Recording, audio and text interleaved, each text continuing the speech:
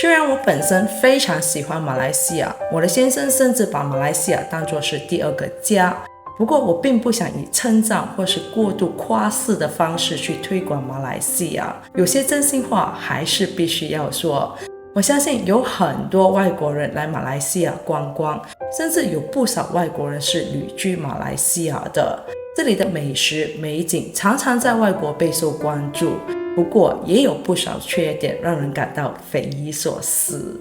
嘿，大家好，我是小云，我的声带开始在复原了，谢谢大家的关心。今天这支影片不是要赞美马来西亚哦，但也没有打算去伤任何马来西亚人的心，只是今天我要做我比较擅长的事，就是拷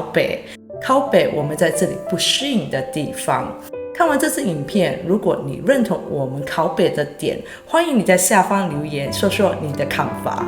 当你踏进吉隆坡的那一刻，你会发现这里的商场没有最大，只有更大。但在吉隆坡很多地区的建筑都看起来充满老态，疲惫不堪。很多油上浅色系的建筑，像是主屋、公寓、地铁站等等，因为常年缺乏外貌的保养，都累积了成年的灰尘和污垢，就是由白色变成黑色，看起来很脏的那一种。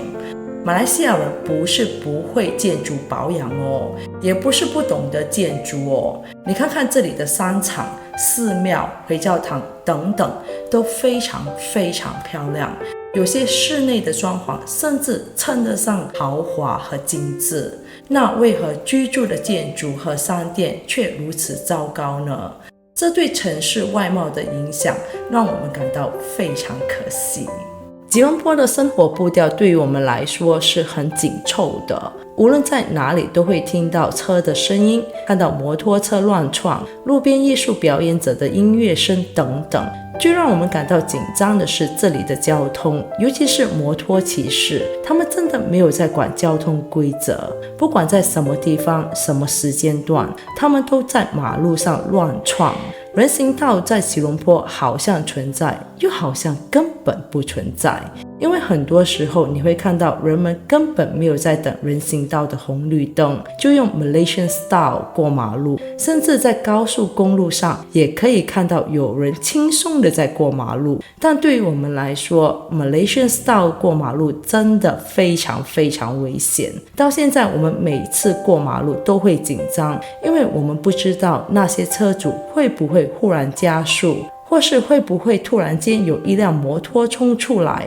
行人在马路和汽车争道的情况很常出现，而且人行道的红绿灯也不是每次都灵，有时候等上100秒都还未转绿呢。我们很常使用捷运，甚至可以说是几乎每一天都会乘搭捷运。让我们感到匪夷所思的是，有些捷运的乘客喜欢把音乐或是影片开得非常大声，但自己却不戴上耳机。他们完全不在乎他们所制造的声音是否会影响到其他乘客，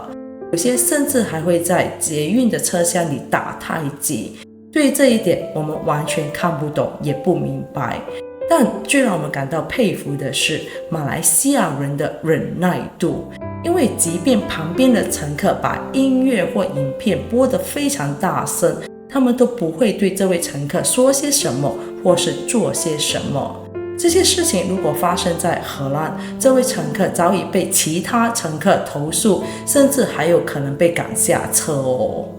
在吉隆坡，高楼住宅已随处可见，密度相对较高。当你开车或坐捷运时，你就不难看到在道路旁边突然出现一栋或几栋超高的公寓。但这些公寓一点都不便宜，而且价格一年比一年贵。在吉隆坡的市区，最便宜的公寓也要马币60万左右。我其实非常的好奇，马来西亚的年轻人是如何负担一切的生活开销呢？我知道一些年轻人在购买房子或许会获得父母的帮助，但如果没有得到父母的金钱资源，这些年轻人是怎样办到的呢？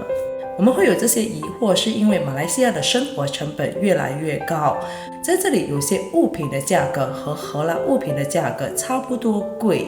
有朋友告诉我们，他们的工资并没有涨很多，有些甚至没有涨。就连做生意的朋友也告诉我们，一年不如一年了。我们在这里生活这几个星期，也遇到类似同样的问题，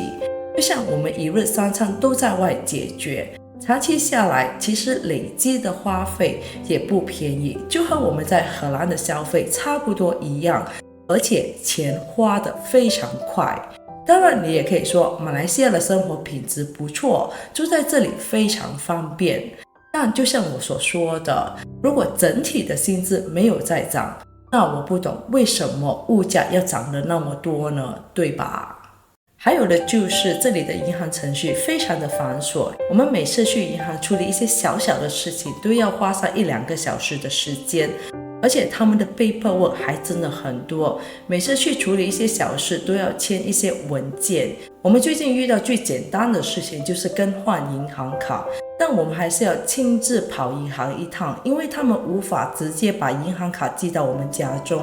虽然现在有 electronic banking， 但有些事情还是无法在网上解决。到了银行之后就看见，其实有一些流程是可以被简略掉的。这些繁琐的流程对我们的生活就带来了一些困扰，因为有时候去银行真的很浪费时间。当然，马来西亚有它美的地方，也有很多方便的地方，我们也很享受在这里的生活，但有时对生活难免还是会抱怨一下。好的，今天的分享就到这里，谢谢大家的收看，我是小云，我们下期再见，拜拜。